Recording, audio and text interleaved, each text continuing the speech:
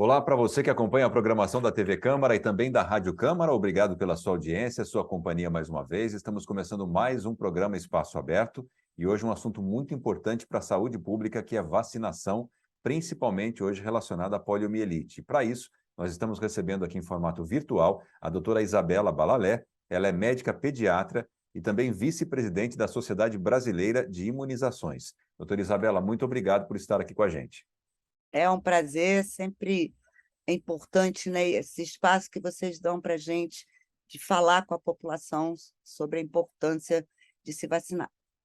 Muito bem. Doutora, eu disse aqui no começo que a gente vai falar mais especificamente sobre poliomielite, o porquê essa doença voltou tão ao assunto agora, à mídia, né? Qual a preocupação que há dos especialistas com relação à poliomielite no Brasil?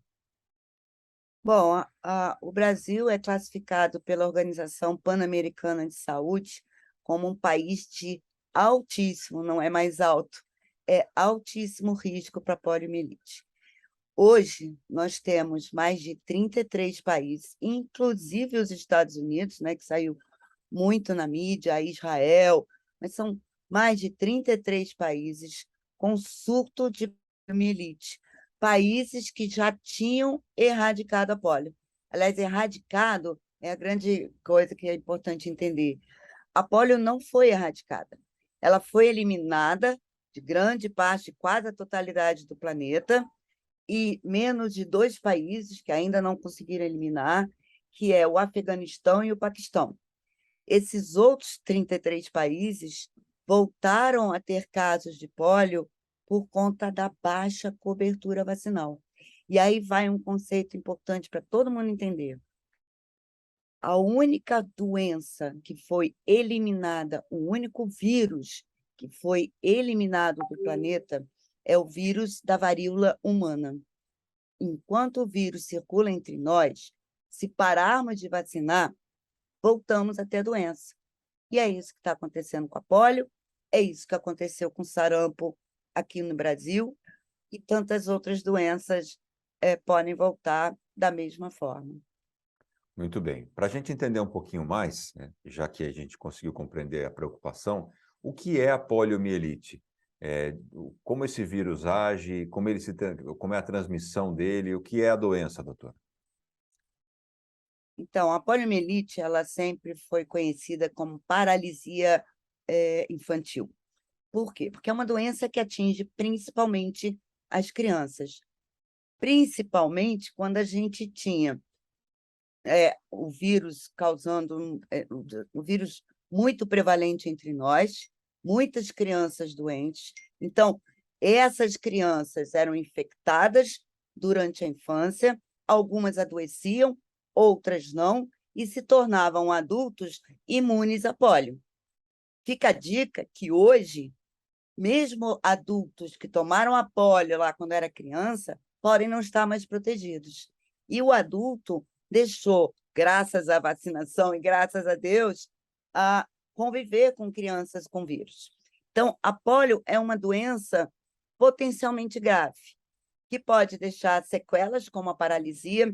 Acho que talvez os menos jovens lembrem, né, de quantas pessoas a gente via na rua com sequelas, né? A perna, uma paralisia flácida na perna, mas não é só isso. Entrando no site da SBIM, as pessoas podem assistir vídeos de pessoas que tiveram pólio, adultos hoje, claro, que tiveram pólio na infância, que estão de cadeira de roda, que estão com traqueostomia até hoje, porque a pólio, além de paralisar os músculos da perna, do braço, pode paralisar os músculos da respiração. E aí, 6% dessas pessoas que tiverem a paralisia do músculo da respiração morrem. Então, além disso tudo, existe a polio, que a pessoa teve polio e 20, 30, 40 anos depois da polio, volta a apresentar sintomas. Então, assim, a polio, de maneira nenhuma, é uma doença qualquer. Os sintomas são a paralisia flácida aguda, quer dizer, uma paralisia normalmente nas pernas, nos braços, que vai evoluindo e pode chegar a um quadro mais severo. Ela é transmitida por via, principalmente, que a gente fala fecal-oral, quer dizer, mão suja na boca, porque o vírus da polio, ele fica no intestino, ele se multiplica no intestino. Então, ele sai nas fezes, e aí, claro, você não precisa manipular as fezes de uma pessoa, basta você trocar a fralda de uma criança, Água suja. água suja, dar a mão a uma pessoa que não lavou bem a mão.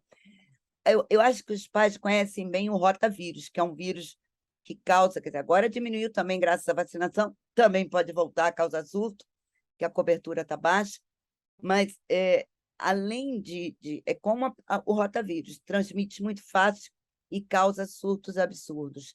E, assim como o rotavírus, além da transmissão fecal-oral, também tem a transmissão respiratória. Então, um caso de pólio pode causar facilmente um surto de pólio. Certo, doutor. Olha, tem uns dados aqui, se tiver alguma coisa errada, a senhora pode me corrigir, mas o último surto, aliás, o grande surto no Brasil foi no começo dos anos 1900, 1910, 1911, e o último caso registrado no país foi em 1991. Ou seja, ainda tem muita gente dessa década de 1991, 1980, que teve contato com o vírus, como a senhora falou, pode ainda estar entre a gente com o vírus em si. E um outro detalhe interessante, doutor, importante para a gente ficar atento, é que Moçambique, que é um país lá da África, registrou nesse ano 6 casos. E Moçambique é um país de idioma português, ou seja, tem muita gente de lá que vem para cá e vice-versa por conta da facilidade da língua. Isso é algo que nos preocupa? Então, não é só Moçambique. Israel registrou, e também vamos muito para Israel. Os Estados Unidos, Nova York, nossa, é um dos destinos favoritos do brasileiro. E, como eu te falei, são mais de 33 países. Não imagine que estão todos distantes de nós. Um deles é a Ucrânia. Então, Paquistão, Afeganistão, países que estão que muita gente está buscando refúgio, inclusive no Brasil. Então, baixa cobertura vacinal significa risco alto. E, como eu falei, não é para adulto vacinar agora. O que a gente tem que fazer agora é vacinar as crianças menores de 5 anos, inclusive aquelas que estão em dia com a vacina, que infelizmente é menos de 50%.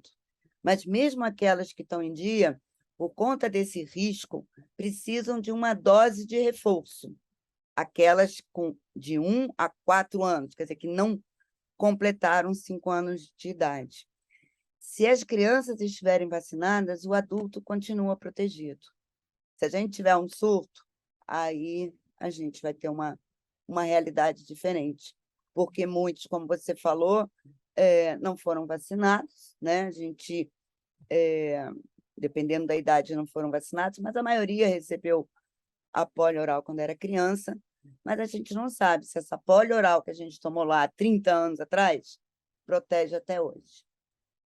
Doutora, a gente conseguiu entender a importância e o perigo de ter contato com um vírus desse para a comunidade, para a sociedade. Agora, o que eu gostaria de tentar entender, a senhora que tem uma experiência nesse campo, poderia elucidar a gente. Estamos em 2022, uma era em que a informação está a um piscar de olhos à nossa frente, com a internet, com tudo mais. Muita gente tem muito mais informação do que, por exemplo, na década de 80, 90, como a gente citou aqui. O que explica essa queda acentuada na vacinação, não só da polio, mas como um todo, né? Todos os tipos de vacina, parece que as pessoas estão desleixadas e deixando a cadernetinha lá ficar cada vez mais desatualizada. O porquê, na sua visão, na visão dos especialistas da Sociedade Brasileira de Imunização, isso está ocorrendo? A palavra é essa, desleixadas, né? Não preocupadas. As pessoas não veem risco de pólio, não veem risco nem do sarampo que está circulando entre nós. Claro, com pelo menos metade da população vacinada, a gente não voltou a ter os surtos de sarampo que a gente tinha antes, né, de controlar a doença, eliminar o sarampo do Brasil, a doença. O que acontece? As pessoas precisam temer a doença, ver risco da doença, para buscar a prevenção. Com a vida, mudou o hábito, mudou a vida, mudou tudo, né? Desde 2015 para cá. As fake news, elas impactam nas vacinas escolhidas pelos criadores de fake news. O que eles não querem hoje? Que as crianças menores de 11 anos sejam vacinadas contra a Covid-19. Eles não querem que as adolescentes sejam vacinadas contra HPV. E é sobre essas vacinas que você vai ver, nossa, muita coisa, mas muita coisa fake. Eu vou dar um exemplo que acho que fica bem claro. Agora, recentemente, a gente vive um surto de doença meningocócica, de meningite meningocócica, em algumas regiões da cidade de São Paulo.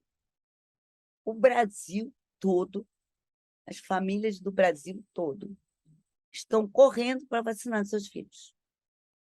Adultos estão querendo se vacinar. Como se a gente tivesse um surto no Brasil. E não adianta dizer que não é necessário vacinar o adulto. Até o adulto quer se vacinar. Bom, foram poucos casos. Um surto é um surto, mas são poucos casos. A Covid-19 está matando. Dados dessa semana, que a gente chama até semana 40, semana epidemiológica 40, dados do Ministério da Saúde, né? Uma criança menor de 5 anos morre a cada 2 dias de Covid-19. E a nossa cobertura para vacina Covid-19 nesse grupo etário, não do menor de 5, que a gente ainda não tem a vacina, mas dos 5 a 11, que também tem um número grande de casos de internações e até óbitos, está com 40% de cobertura. Esse, sim, há o impacto das fake news. E a destruição, pelos criadores das fake news, a destruição da percepção de risco para as famílias. Então, é mais ou menos isso. Se não tem percepção de risco, não vacina. E é isso que está acontecendo no Brasil. É por isso que a gente tem que falar mais e mais e mais, e o Ministério da Saúde precisa fazer uma campanha de comunicação, né? Lembrando as famílias sobre esses riscos e lembrando que esse risco pode voltar, como o da poliomielite. É importante a gente frisar aqui que no começo, quando a gente teve contato com que a vacina tinha, para a Covid principalmente, tinha sido criada, é claro que dá aquele receio. Mas hoje a gente já vive praticamente 1 ano e meio, quase 2 anos de vacina, e ela mostrou que a gente só retomou, o tempo mostrou que a gente só retomou as atividades normais, e que a gente, graças a Deus, está conseguindo ter hoje, graças à vacina. Se tivéssemos todos acreditados nas informações inverídicas que foram divulgadas no começo, com certeza eu estaria aqui de máscara ainda, eu estaria em casa fazendo esse programa, porque a gente não estaria mais circulando, né? Ainda circulando. Então, hoje a prova é que a vacina realmente é eficaz, funcionou e trouxe tranquilidade a todos. Então, acho que isso deve se aplicar a todas as vacinas, principalmente a polio, que eu tenho aqui um dado, em 2021 a cobertura não chegou a 70%, quando o esperado é 95%.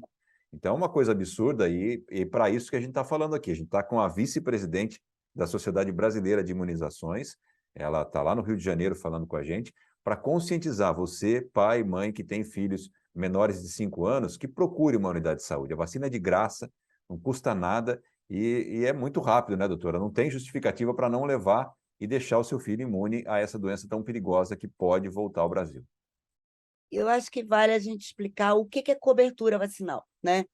É claro que a gente usa, né, fala dessa cobertura porque ela reflete o risco.